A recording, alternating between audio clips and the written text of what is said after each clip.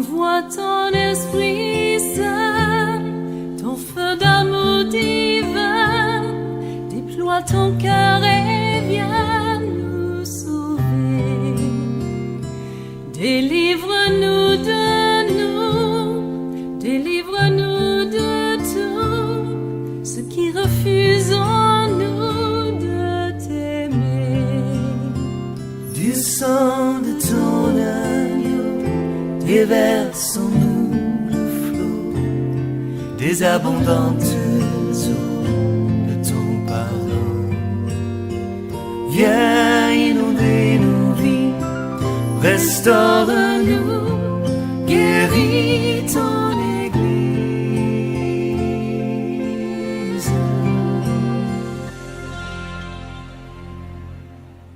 Alléluia, alléluia. Alors, nous allons lire un verset, sinon deux versets, pour voir les caractères et les spécificités. Par exemple, des Ivoiriens.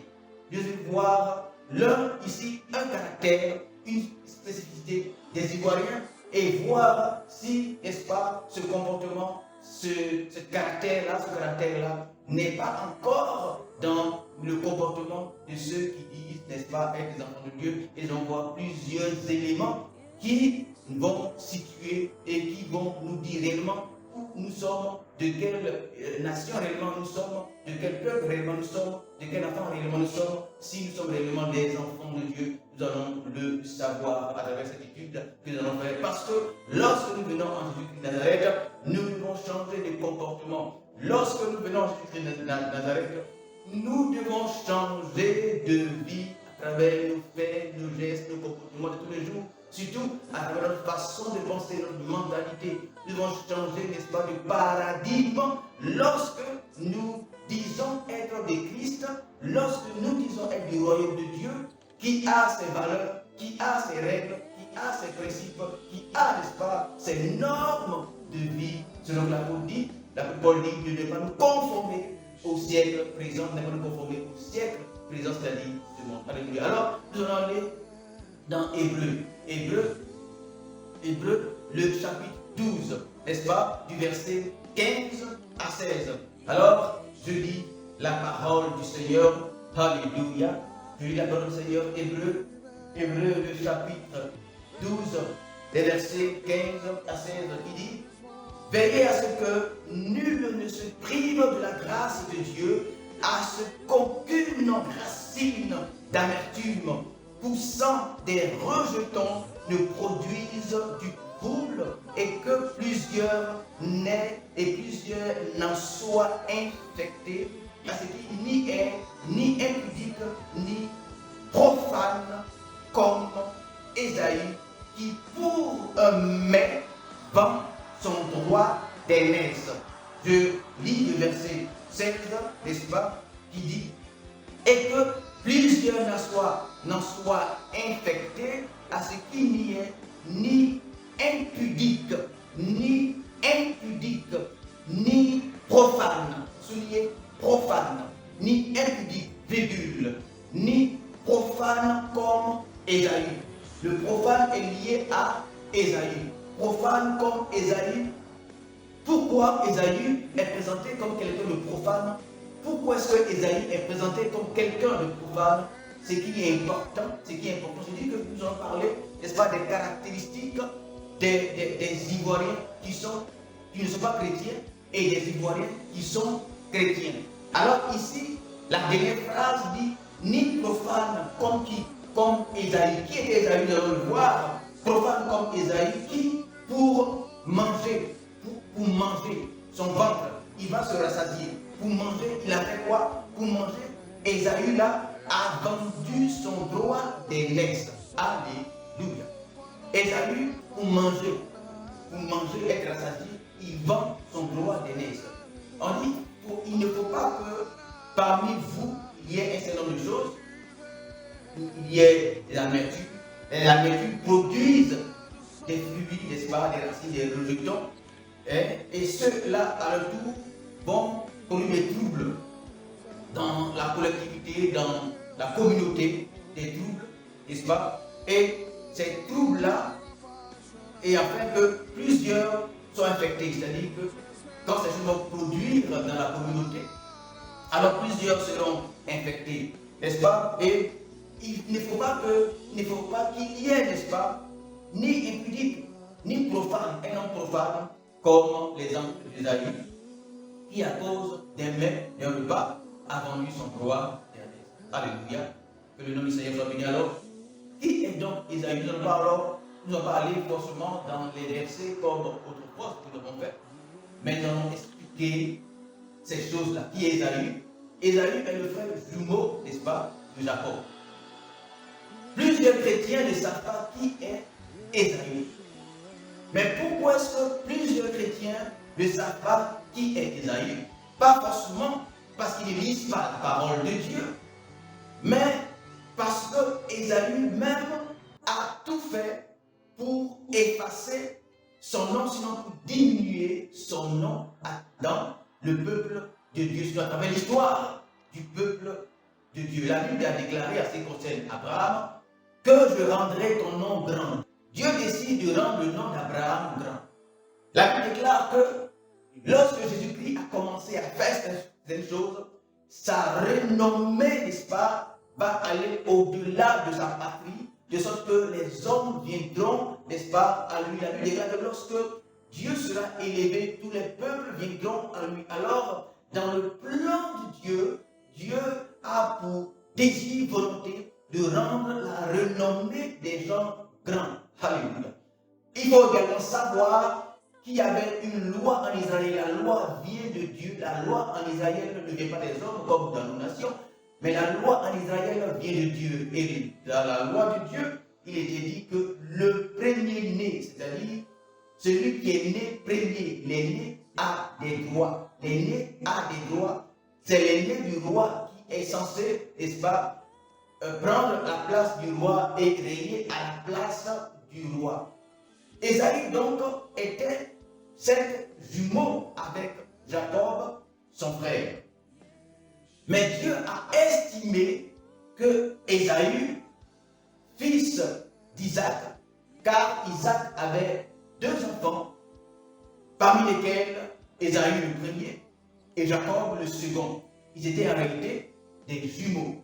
Mais Dieu a estimé que Ésaü était le premier. Et donc, lorsque Dieu estime, Dieu dit que Ésaü est le premier, Ésaü alors a un droit légitime et un droit naturel. C'est-à-dire, c'est lui qui doit succéder selon la loi de Dieu à Isaac le Père. Cela veut dire quoi? Lorsque nous parlons, nous avons dit tout à l'heure, nous parlons du Dieu d'Abraham, d'Isaac et de l'enfant d'Isaac. En réalité, le premier-né d'Isaac n'était pas Jacob, mais le premier-né d'Isaac était Ésaü. Mais pourquoi est-ce que le nom d'Ésaü est tué? Pourquoi est-ce que le nom d'Ésaü, n'est pas mentionné dans la descendance d'Abraham? Parce que le monsieur a vendu son droit d'aînesse à cause du manger. Le monsieur là, qui s'appelle Ésaü, et vous allez voir que depuis des siècles et des siècles, depuis que les chrétiens, n'est-ce pas, ou même les juifs, donnent les noms à leurs enfants, moi je ne connais pas de frère qui s'appelle Ésaü. Or, Ésaü est un nom béni de Dieu. Ésaü est le premier-né d'Isaac, qui est le fils, n'est-ce pas, d'Abraham. Mais les Ésaü ne figurent pas en réalité. Les Ésaü, personne ne voudra ou ne veut donner le nom Ésaü à son fils, parce que quelque part, Ésaü a trahi, n'est-ce pas, l'alliance avec Dieu. Car l'alliance avec Dieu va commencer avec Abraham, Isaac et, n'est-ce pas, l'enfant, n'est-ce pas, d'Isaac, qui logiquement, naturellement devrait être Ésaü. Mais ce Ésaü-là, à cause de manger, à cause, n'est-ce pas, d'un repas, qu'un jour seulement, il va vendre son droit d'aînesse. Nous n'allons pas aller en profondeur de ces choses-là. Alléluia. Nous n'allons pas faire tout l'enseignement sur ces choses-là. Parce que cela a une grande importance en ce qui concerne les Ivoiriens. En ce qui concerne les Ivoiriens. Les Ivoiriens, en réalité, ils ont comme le comportement d'Isaïe. Ils ont comme le comportement d'Isaïe. Mais qui est quelqu'un de profane? Quelqu'un de profane, non, c'est celui qui ne respecte pas le sacré. Quelqu'un de profane, c'est celui qui s'amuse avec tout. Quelqu'un de profane, c'est celui qui ne considère pas les choses qui doivent être considérées. Quelqu'un de profane, c'est celui qui ne considère pas les choses que Dieu, lui, il considère. Si Dieu considère le droit d'aînesse, donc le droit d'aînesse est considérable. Si Dieu considère que quelqu'un qui est né le premier doit être quelqu'un de responsable parce que il est dans une posture par rapport au plan de Dieu, cet individu-là donc doit prendre conscience de ces choses-là. Alléluia. Alors, sur plusieurs niveaux et de plusieurs façons, dans plusieurs domaines, les Ivoiriens sont profanes. Les Ivoiriens ne sont pas responsables dans une certaine façon, dans leur façon de faire. Alléluia. Alors, celui qui a le droit d'aînesse a un droit. Et le droit que te confère ta position, tu dois, n'est-ce pas, le garder, tu dois le chérir, parce que tu n'as pas acquis ça de par ton effort, mais c'est naturellement que Dieu te l'a donné. Tu dois alors considérer ces choses-là. Alléluia. Et donc, cet individu, Esaïe donc, va être échu, n'est-ce pas, de cette position, de cet avantage naturel que Dieu lui donne. Pourquoi? Parce qu'il aime trop manger. Alléluia. Il a considéré la fin d'une journée plus que son droit d'aînesse. Alléluia. Et c'est cette mentalité-là qu'a les Ivoiriens. Alléluia. Alors, on voit, est-ce que les hommes de l'Église, les Ivoiriens de l'Église sont différents des Ivoiriens qui ne sont pas dans l'Église?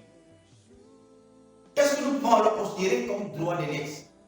Le droit d'aînesse, comme nous l'avons dit, c'est le droit que Dieu nous donne naturellement par rapport aux choses. Si nous sommes Ivoiriens, donc nous avons un droit d'aînesse naturel par rapport peut-être au fait que nous soyons d'abord Ivoiriens. Cela est pas forcément lié aux Ivoiriens, cela est lié à tout individu dans une nation.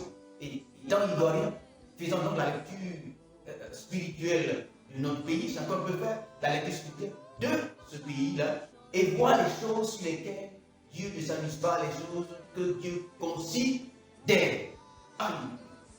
Alors, lorsque Dieu fait du peuple d'Israël, les gens d'Israël, il doit se considérer comme les gens d'Israël. Il ne doit pas s'amuser avec. Lorsque Dieu fait de toi quelqu'un dans un territoire, tu as donc le droit d'aînesse naturel dans ce territoire. Ce n'est pas question d'âme. Si donc tes parents, tes aïeux, tes ancêtres se sont établis à un moment donné sur un territoire, de sorte que ce territoire soit reconnu comme tel dans le futur, tu es, n'est-ce pas, tu as un droit naturel, légitime dans ce territoire-là. Et donc tu peux être appelé Ivoirien, Malien, Burkinabé, Guinéen, Camerounais, Français, n'est-ce pas, Américain, Suisse, Canadien, etc. par rapport à l'origine datant d'une période bien donnée. Alléluia. Et donc tu as un droit, et ça, c'est dans le monde entier. Les Américains ont un droit chez eux parce qu'ils sont Américains d'origine. Les Français, c'est la même chose. Dans tous les pays au monde, ont un droit légitime parce que c'est naturel. C'est Dieu qui leur a donné ça. Ils n'ont pas fait, n'est-ce pas, ils sont battus pour l'avoir. C'est naturel. Mais maintenant, chaque peuple considère son droit d'être. Alléluia. Esaïe, c'est Esaïe là. Il a vendu son droit d'aînesse à cause de manger. À cause de manger. Il dit que ce n'est pas important. Lui, il veut manger seulement.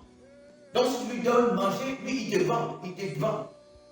Mais pourquoi il te vend? C'est pas important pour lui. Ce qui est important pour lui, c'est son ventre. Est-ce que les Ivoiriens, par exemple, ne vendent pas ce qui est estimé important pour leur ventre? Et alors, lorsque tu vends ce qui est estimé important pour ton ventre, ce qui, n'est-ce pas, a une valeur devant Dieu, une valeur spirituelle devant Dieu, et que tu vends ces choses-là pour ton ventre, tu es un profane. Et souvent, les Ivoiriens pensent que c'est un avantage de rire avec tout. C'est-à-dire que tu n'es rien considéré comme important. C'est parce que toi-même n'est pas important. Et dans ta tête n'est pas important. Et dans ton esprit n'est pas important. C'est pourquoi tu n'as pas la capacité, n'est-ce pas, de regarder un certain nombre de choses comme importantes. Tu t'amuses avec tout et tu ris avec tout. Tu ris avec tout. C'est-à-dire que tu ris avec tout. Mais tu penses que tous les peuples au monde rient avec tout. C'est-à-dire que les Ivoiriens sont ceux qui sont capables de vendre ce qu'ils sont, c'est-à-dire être Ivoiriens. Et ils vendent ça. Ils vendent. Ils vendent. Il y a que tu es Ivoirien, c'est facile. Tu as combien de vendre? Tu as combien? Il a 10 000. Pour 10 000, lui, il vend son droit d'aînesse. Il vend. Tu es un profane. Tu es profane. Tu ne considères pas ce que Dieu considère. Tu ne considères pas ce que Dieu considère et tu es comme Ésaü. Alors, lorsque tu es comme Ésaü, pour ton ventre, tu vends ta nationalité. À qui veut? Il vient avec 10 000, il vient avec chose. Vous voulez aller les prendre, en ce moment les prendre, on les met dans le cas, et puis on écrit les noms, ils donnent 10 000, 20 000, 20 000, ils donnent une chose, ça dépend à la tête du client, on discipline, on discipline. Les gens qui ne sont pas ivoiriens, qui n'ont pas fait la demande de l'autorité, on connaît ce mot. Ce n'est pas un cadeau, on leur a donné. Ils disent avoir des rouages, des façons de se. C'est l'argent. Pour le vendre. Dieu estime que lorsqu'il donne une nation à des personnes, nous devons la considérer comme considérer notre hymne national et notre drapeau. Alors lorsque Ésaü a vendu son droit d'aînesse, celui qui la considère, Dieu lui a donné. Il considère, il connaît ça. Lui, il était prêt à sacrifier son maître pour quelque chose de virtuel qu'on appelle le droit d'aînesse. C'est virtuel. Comme la nationalité, c'est virtuel. Quoi, Ivoirien? Tu veux aussi, prends, donne-moi 20 000. Donne-moi 20 000, je te donne chose, mes papiers, et puis toi aussi, tu viens. C'est facile. Et donc, celui qui considère cela, qui est prêt à payer le prix, comme Jacob pour cela, Dieu est en haut et Dieu regarde. Dieu cherche celui qui considère ce que lui il ne considère pas, même s'il n'est pas, n'est-ce pas, il n'a pas le droit. Dieu lui donne ce droit-là pour te punir. Alléluia. De sorte que celui qui ne méritait pas mérite désormais. Alors, Ésaü va vendre son droit d'aînesse à cause de manger. Le petit homme qui n'a pas droit à cet avantage naturel que Dieu donne va prendre la chose et Dieu va faire de lui le chef de celui qui avait droit. Et désormais, celui qui n'a pas droit, il domine et c'est lui qui commande. Pourquoi? Parce que tu n'as pas considéré ce qu'il y a de la valeur aux yeux de Dieu. Parce que tu es profane. Tu es un profane. C'est pourquoi tu n'es pas stable. Et tu t'amuses avec tout. Et si tu t'amuses avec tout, tu es un homme irresponsable. Et un homme irresponsable, Dieu ne travaille pas avec une telle personne, car Dieu cherche des personnes responsables qui considèrent les choses. Si tu vends ton pays à des gens qui savent la valeur, Dieu le leur donnera et tu seras esclave, ils vont te dominer. Ce fut le cas, n'est-ce pas, d'Ésaü qui a vendu son droit de naissance. Nous ne voulons pas aller dans les détails, mais nous voulons simplement attirer notre attention sur la responsabilité et considérer les choses naturelles que nous avons trouvées en place, ce que Dieu nous a donné, n'est-ce pas, par sa grâce. Il dit, veillez à ce que nul ne se prive de la grâce de Dieu, car nous pouvons nous priver de la grâce de Dieu. La grâce de Dieu peut être sur toi comme la grâce de Dieu était sur Ésaü. Mais Ésaü, par, n'est-ce pas, pas négligence, mais Ésaü, par inconsidération des choses considérables, inconsidération, par des choses qui doivent être considérées, va vendre, n'est-ce pas, son droit à son jeune frère qui dominera sur lui. Alléluia. Alors nous allons voir à la suite si ceux qui sont aujourd'hui dans l'église, des enfants de Dieu, qui disent être de Dieu, sont différents d'Ésaü. Enfants d'Ésaü, n'est-ce pas? Jacob, Ésaü, les enfants de Dieu, n'est-ce pas?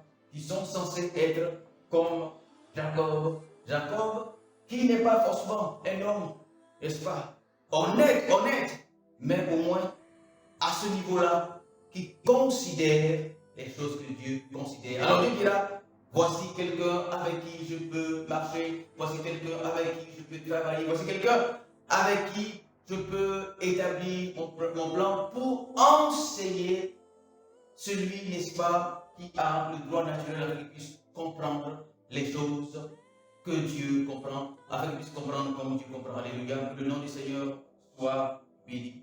Du sang de ton agneau, déverse en nous le flot des abondantes eaux de ton pain. Viens inonder nos vies, restaure-nous, guéris ton Église.